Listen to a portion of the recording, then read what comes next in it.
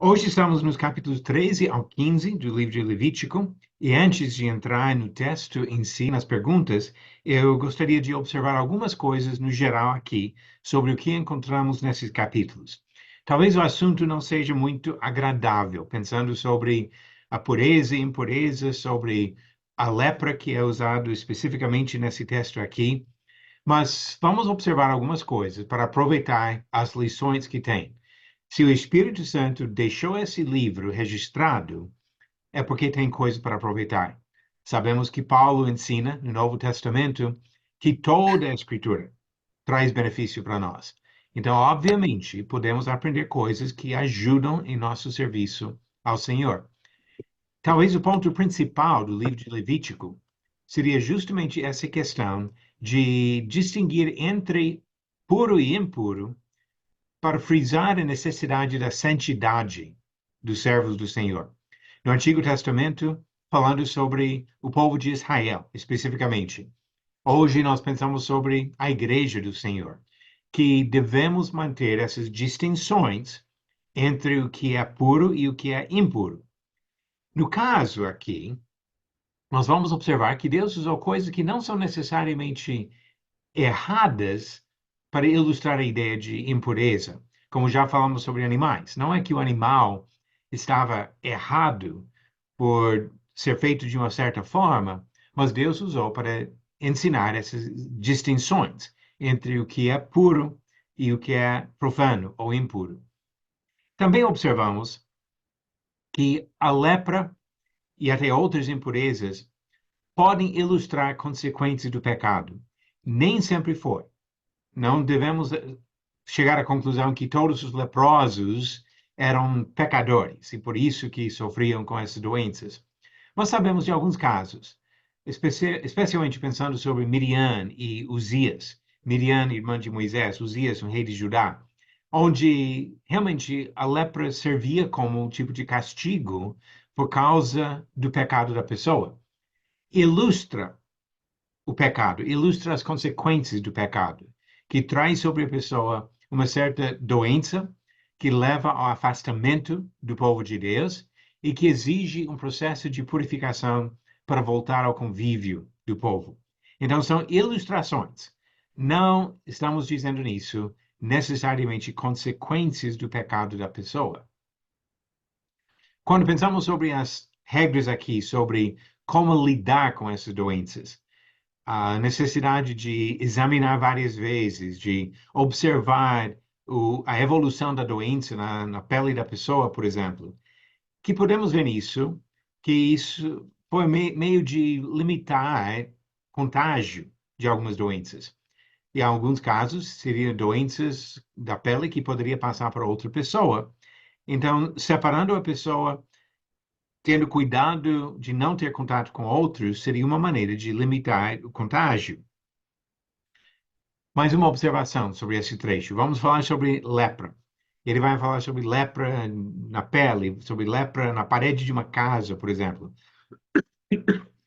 Essa palavra traduzida lepra em muitas versões não deve ser entendida como igual à lepra de hoje. A lepra de hoje geralmente é conhecida como a doença de Hansen, que é uma doença específica que ainda aflige milhares de pessoas no mundo. Mas o que ele descreve aqui inclui várias outras coisas, várias outras doenças. Pode incluir vários tipos de reações alérgicas, de bactéria, de várias coisas, não somente o que nós conhecemos como lepra hoje em dia. Podemos ver nisso que abrange várias condições da pele e até mofo e bolor em objetos, que não seria a definição de lepra hoje em dia. Talvez uma das mensagens mais importantes desse trecho é como foi importante obedecer à risca as instruções dadas pelo Senhor para manter ou recuperar a pureza e ter o privilégio de entrar na casa do Senhor. Eles precisavam seguir várias etapas dos procedimentos de purificar a pessoa antes dessa pessoa voltar ao convívio do povo e muito menos antes de poder entrar novamente no tabernáculo do Senhor. Hoje nós não temos as mesmas regras, nós tratamos de várias condições médicas de outras formas hoje, mas os princípios aqui de separação entre puro e impuro ainda ensinam lições importantes para nós nos dias de hoje. Ok, agora vamos para as perguntas sobre o capítulo 13, e eu vou começar com a Benita hoje. Benita, quem seria responsável por examinar manchas na pele dos israelitas? Arão, que era um sacerdote, ou um dos seus filhos, que também eram sacerdotes. Ok, exatamente. Um dos sacerdotes teria essa responsabilidade. Como ele explica, pode ser o sumo sacerdote ou um dos outros. E assim, observamos que, desta forma, os sacerdotes ajudavam em manter a saúde pública, porque realmente tinha uma questão aqui de evitar contágio de doenças, mas mais ainda estavam promovendo a saúde espiritual do povo. A ênfase constante na pureza para entrar na presença do Senhor. E esse princípio foi frisado cada vez que eles tratavam de algum caso de lepra entre o povo. Ok, a segunda pergunta para o Léo. Se o sacerdote determinasse que fosse lepra, o que seria o procedimento? Ele seria posto em isolamento e seria visitado em templos. Ok, teria que declarar a pessoa imunda, e essas visitas para verificar realmente se estava piorando ou sarando a doença, para permitir que voltasse ao convívio com o povo. E nessa questão de declarar a pessoa imunda, algumas observações sobre isso. Uma vez que fosse determinada mesmo que a pessoa estivesse com lepra, não no processo de diagnóstico, mas depois do diagnóstico, que dependendo do tipo de lepra, poderia ser na primeira a avaliação ou números outros que vêm depois. Mas uma vez que determinasse isso, diz no versículo 45 e 46 que essa pessoa teria que rasgar as roupas, os cabelos seriam desgrenhados, cobriria o bigode, ou seja, a boca, e clamaria: imundo, imundo, saindo do meio do povo. Então, com isso, estaria já chamando a atenção de todo mundo para ficar longe, para deixar a pessoa caminho para sair, e essa pessoa ficaria isolada, fora do acampamento, enquanto tivesse esse problema de lepra. Então, pelo menos 7 dias que ficaria fora, e às vezes poderia ser até o resto da vida, como encontramos em alguns casos. Ok, obrigado, Léo. Agora, Josias, com pergunta 3. Descreva os efeitos em termos de contato entre pessoas das instruções que acabamos de mencionar. O que seria o efeito? Já falamos sobre o procedimento em si, mas o que seria o efeito disso? Ele seria afastado socialmente da comunidade, pois ele, além de ter as roupas rasgadas, deixar o cabelo despenteado, cobrir a boca e ficar gritando imundo, imundo, ele tinha que, enquanto ele tiver a lepra, ele teria que ficar cerimonialmente impuro e viveria isolado fora do acampamento, sem contato com qualquer pessoa, inclusive do Senhor que ficava na parte mais interna, mas essa pessoa contaminada, impura, ela ficaria afastada até do acampamento, um isolamento social mesmo. Muito bom. E nós vamos voltar e falar um pouquinho mais sobre isso em outra pergunta depois, mas o que nós observamos, e você citou tudo isso, identificação visual. Os cabelos e a roupa já chamam a atenção da pessoa. O aviso verbal, imundo, imundo, gritando enquanto saísse. E o fato que a pessoa fica isolada lá de fora do acampamento, que não teria esse contato, não teria o convívio, ela realmente isola a pessoa e ela não participa da vida social do povo. Realmente mostrando que essa imundícia leva a uma separação desta pessoa da comunidade. Muito bom. Agora, entrando no capítulo 14, nós observamos aqui, ele continua falando sobre várias coisas em relação ao leproso, mas agora mais a questão de o que acontece quando volta. Então vamos lá para as perguntas aqui. A pergunta número 4, voltando para você, Benita. Quem teria que examinar a pessoa para verificar que a lepra fosse curada? O sacerdote. Ok, novamente seria a função do sacerdote. Então, mesmo que determinou o diagnóstico, também determina que a pessoa foi curada e agora pode começar o processo de voltar ao convívio da comunidade. E Léo, junto com isso, a volta dessa pessoa curada, a vida normal, seria uma coisa imediata e de graça? Não. Teria que fazer sacrifícios e inspeções de tempo em tempo. Ok, tem um processo aqui que envolve várias etapas, e como você falou, ofertas, então custa alguma coisa. No caso aqui, a pessoa nem necessariamente fez nada de errado, mas para voltar ao convívio, para tirar essa impureza, imundícia, teria que fazer certas ofertas, e depois tem um procedimento de lavar as roupas, rapar todo o pelo e tomar banho.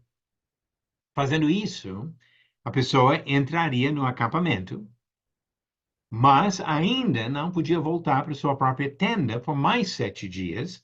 Depois de mais 7 dias, teria que, de novo, lavar as roupas, rapar o pelo, até sobrancelhas e tudo, tomar banho. Então, agora não tem nenhum lugar na pele da pessoa que não seria exposta assim, para verificar que não tem nenhuma mancha, em lugar nenhum. Agora, depois disso, faria outras ofertas, até maiores, no 8º dia, e agora sim, poderia de fato voltar à vida normal. Essa volta não foi imediata e não foi de graça. Isso vai nos ajudar a entender outra coisa daqui a pouco. Ok, pergunta número 6. Voltando para você, Benita, tem várias partes na pergunta 6. Então vamos lá. Descreva os passos necessários no caso de uma casa com a praga de lepra. E aqui estamos falando talvez de um tipo de mofo ou de bolor. Sabemos que existem tipos de mofo que são até perigosos se não conseguir tirar, que pode causar doenças nas pessoas. Então é provável que ele esteja tratando de alguma coisa que apresenta um perigo mesmo para a saúde das pessoas, mas que serve para ilustrar essa ideia de distinguir entre puro e impuro. Então vamos lá, falando de uma casa com a praga. Antes do sacerdote chegar na casa, o que eles teriam que fazer? Eles tinham que desocupar a casa. Ok. Primeira coisa é tirar tudo, esvaziar a casa, para que as outras coisas não fossem afetadas por esta praga. Aí o sacerdote vem, ele faz essa primeira inspeção, e se ele encontrar manchas verdes ou vermelhas profundas, agora o que seria o próximo passo? O sacerdote ia sair da casa e deixar fechado por 7 dias. Ok. Agora a casa fica completamente fechada, ninguém entra por 7 dias. Então percebemos que ao mesmo tempo da primeira etapa de diagnóstico com uma pessoa, que daria 7 dias, aqui está dando 7 dias para casa. E depois de uma semana, se voltar para inspecionar de novo e encontrar a praga estendida, se espalhando na casa, agora o que seria a próxima etapa? Eles teriam que retirar a pedra contaminada e fazer no, e jogar num lugar impuro fora da cidade e raspar por dentro e jogar tudo isso fora e colocar novos blocos e rebocar com barro novo. Muito bom. Então, eles arrancam as pedras afetadas, raspam a casa, tiram todo esse entulho para um lugar fora do acampamento, colocam mais pedras, rebocam de novo, consertam o lugar. Então, agora, a ideia é que teria tirado todo esse mofo, essa lepra, essa praga, e a casa, esperamos, que ficaria bem. Agora, se a praga voltar ainda depois de remover a lepra e de fazer esses reparos, qual seria a próxima etapa, a última? O sacerdote ia examinar e se espalhou, a casa seria demolido, todo o entulho levado para fora da cidade por um lugar impuro. Ok. Agora tem que demolir a casa e levar o entulho para fora da cidade. Não tem jeito, não tem como salvar esta casa. Então, observamos aqui uma sequência de um processo assim. Foca o problema, determina a gravidade do problema, determina se é um problema mesmo aqui. E se for, tenta tratar. E se não conseguir tratar, derruba a casa. Mais ou menos como observamos com pessoas.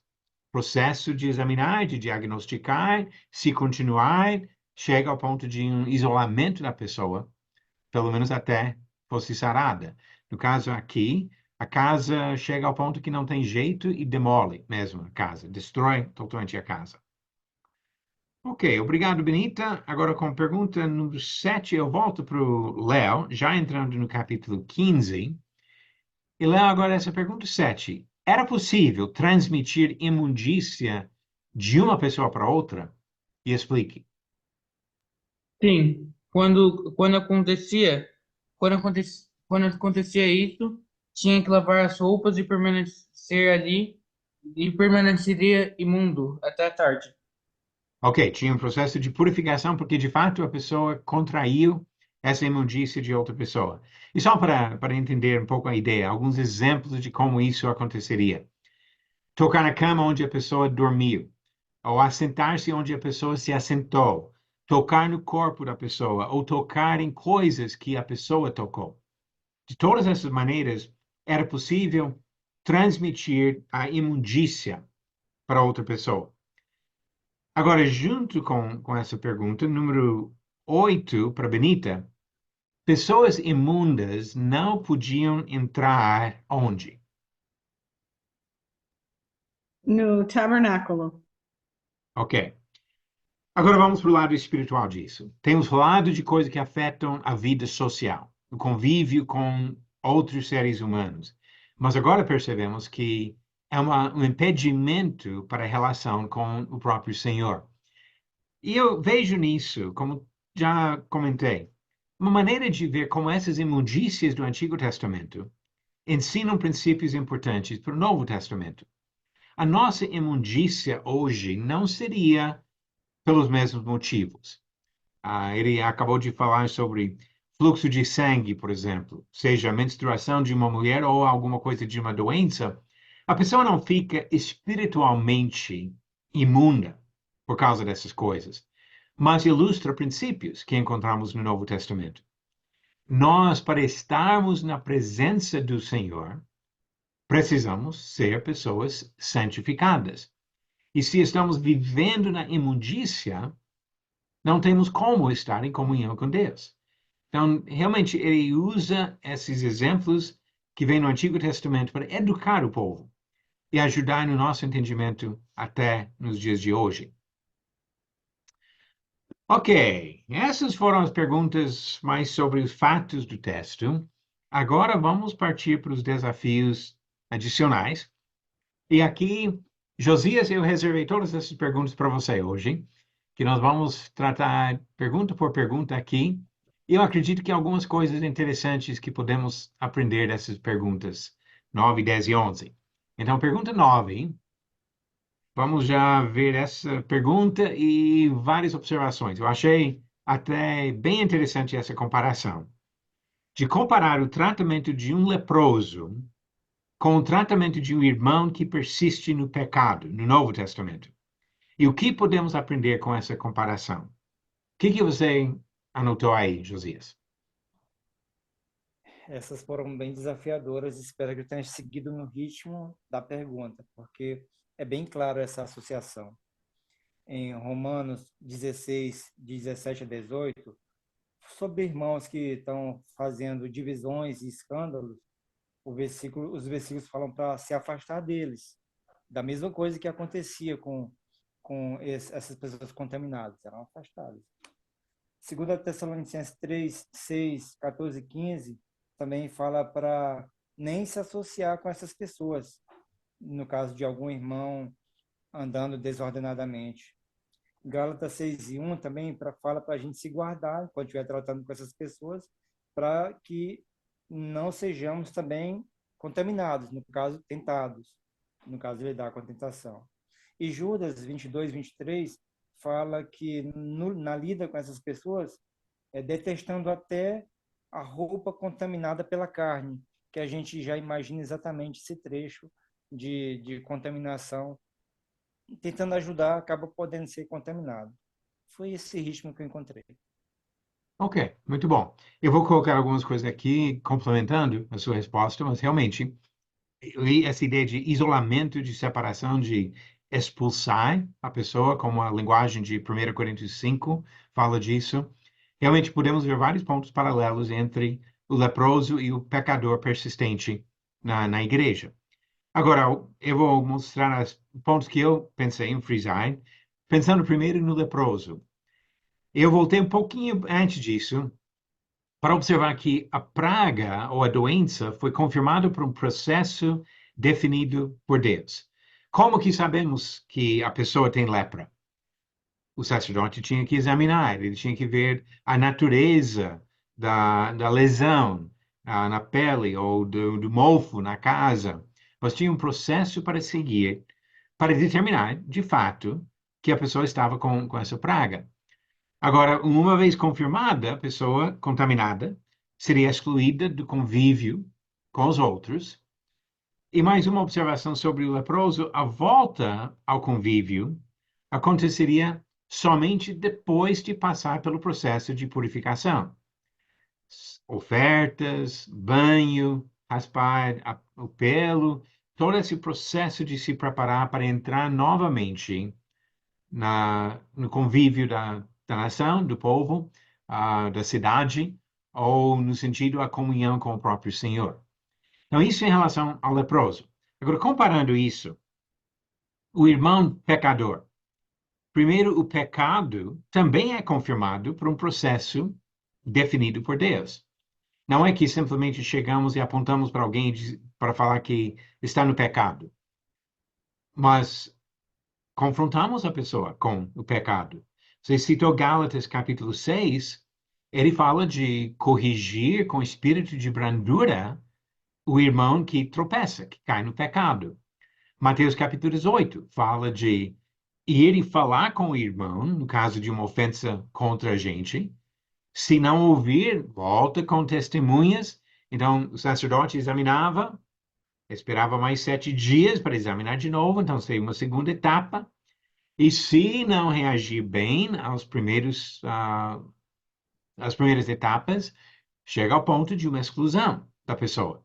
Então, o pecador persistente também seria excluído do convívio com os outros.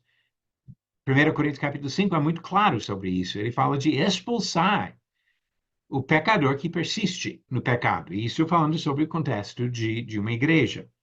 E também aqui pensando sobre a volta da pessoa, que acontece somente depois do arrependimento. A volta do leproso tinha um processo de purificação.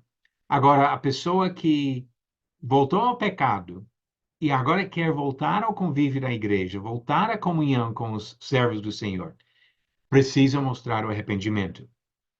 E até nisso, observamos na pergunta que o Léo respondeu, que não era uma coisa imediata e de graça. Lembramos que João Batista chamou o povo para produzir frutos dignos do arrependimento. Então, nesse processo de voltar, vamos demonstrar frutos do arrependimento. Se entendemos que estávamos vivendo no pecado, agora queremos voltar à comunhão com a igreja e principalmente com o Senhor, não é só da boca para fora, mas na vida que devemos demonstrar esses frutos do arrependimento. Ok, Josias, tem outras perguntas para você. Pergunta número 10. Tudo que causava imundícia na lei do Antigo Testamento era pecado? E novamente eu pedi para explicar aqui. Não era. Inclusive, esses capítulos que a gente está estudando hoje, 13, 14 e 15, lidam de todos os casos que são imundícia, no caso, mas nenhum deles é pecado. O da lepra, menstruação, o fluxo de sangue da mulher ou do homem, nada disso era pecado. Ok, exatamente isso. Que ele trata aqui de coisas naturais, até coisas boas, mas que causam imundícia. Coisas naturais, doenças, capítulo 13 e 14. Não necessariamente a culpa da pessoa, mas contágio. Pegou alguma doença, alguma lesão na pele e teria que ser separado do povo. O parto, coisa boa, mas trazia imundícia. Já falamos sobre isso na semana passada, sobre esse processo de purificação que a mulher passaria 7 dias mais 33, no caso de um menino, 14 dias mais 66, no caso de uma menina, mas imundícia, não pecado nisso. A menstruação da mulher não é pecado que ela estaria cometendo, e também quando ele fala sobre relações conjugais. Sabemos no Novo Testamento que Deus trata como algo bom, algo até uma responsabilidade no casamento. Mas quando o casal tivesse relações, os dois ficariam imundos até a tarde daquele dia. Então, imundícia no Antigo Testamento não significa necessariamente pecado. Agora, teria algumas coisas que poderiam envolver pecado e traria imundícia? Sim, mas a imundícia em si não é a mesma coisa do pecado.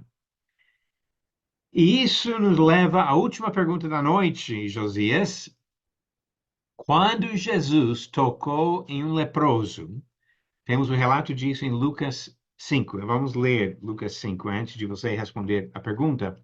Lucas 5, versículo 12 e 13, que fala sobre essa cura que Jesus realizou.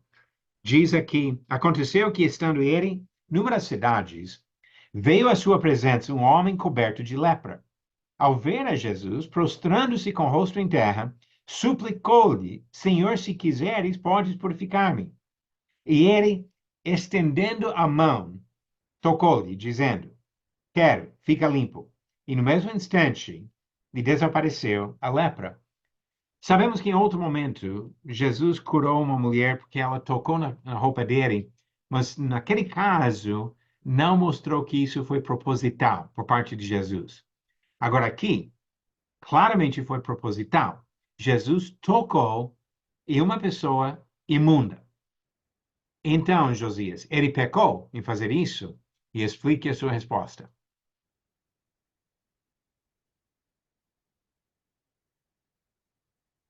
Josias?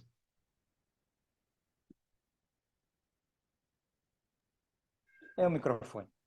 Sim, agora dá. Pronto. Ele não pecou. 1 Pedro 2,2 fala que ele não pecou declaradamente. E Jesus, já que ele não pecou, não poderia fazer parte ele não poderia compartilhar do pecado. Nesse caso, a impureza cerimonial do leproso, ele não podia participar das cerimônias e tudo mais, mas ele está apenas, não é pecado, como a gente viu na questão anterior, mas a lepra, sim, ela é como se fosse uma sombra do pecado. E Jesus, ele tocou o homem não para compartilhar esse pecado, mas para remover esse sofrimento dele. E em Lucas também, 5:24, fala que Jesus, no caso, Jesus falando, que o Filho do Homem tem na terra autoridade para perdoar pecados, muito mais do que corrigir uma mera questão cerimonial. Ok.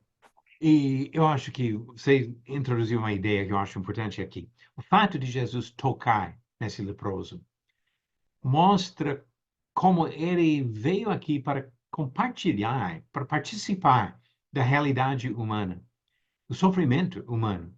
E que Jesus, num sentido, sujou as mãos justamente para salvar as pessoas. Mas ele fez isso no sentido muito mais abrangente do que só tocar nesse leproso aqui. O fato que ele viveu aqui nesse mundo, com toda a imundície que existe, com todo o pecado das pessoas ao redor dele, constantemente, mas ele estava disposto a tocar nos pecadores, participar da vida de seres humanos com todas as falhas como nós temos, justamente para trazer a cura. Então, num sentido, eu acredito que esse ato de Jesus aqui, de tocar no leproso para purificá-lo, ilustra o que ele fez em relação ao pecado. Ele veio aqui, tocou nos pecadores para nos purificar do nosso pecado. E assim, a sabedoria de Deus e a maneira que ele usa essas ilustrações do Antigo Testamento para nos ensinar no Novo Testamento, eu acho fantástico olhar para tudo isso na parte do ensino que o Senhor apresenta para nós. Ok, eu quero agradecer a ajuda com as perguntas do Léo, da Benita e do Josias. Lembrando que para a semana que vem, vamos fazer do capítulo 16 ao 18, e vocês vão receber a apostila atualizada com as perguntas sobre esses capítulos, talvez ainda hoje, que podem já estudar capítulo 16, 17 e 18. 17 e 18 tratam de outros assuntos, mas 16 trata especificamente do dia da expiação, uma das principais festas dos israelitas, e algo que tem uma aplicação importante no ensino do Novo Testamento. O livro de Hebreus, especialmente, usa coisas do dia da expiação para nos ensinar. Então, especialmente o capítulo 16 merece bastante nossa atenção. Mas vamos até capítulo 18, se Deus permitir, na próxima aula. Usei algumas ilustrações que vêm de fontes que permitem esse uso hoje, e lembrando também que tem várias opções de estudos que nós temos no podcast, no YouTube, no site de estudos da Bíblia. Muito mais do que só essas aulas aqui. Agradecemos a participação de todos, lembrando que daqui a 25 minutos vamos ter o estudo do Evangelho de João, estamos no capítulo 4, a conversa com a mulher samaritana. E mais uma boa notícia. Nós não conseguimos transmitir ao vivo nos últimos 2 domingos por causa de problemas na rede da internet. Mas isso foi resolvido e, se Deus permitir, domingo agora, pretendemos transmitir tanto a aula das 15h30 como a mensagem das 16h15. Então, para quem perdeu por causa desse transtorno, pedimos desculpas, mas estava fora do nosso controle. Agora, tudo indica que vai voltar ao normal para a transmissão no domingo. Muito obrigado pela participação de todos vocês. Até daqui a pouco para quem vai participar do estudo de João. Boa noite para os outros.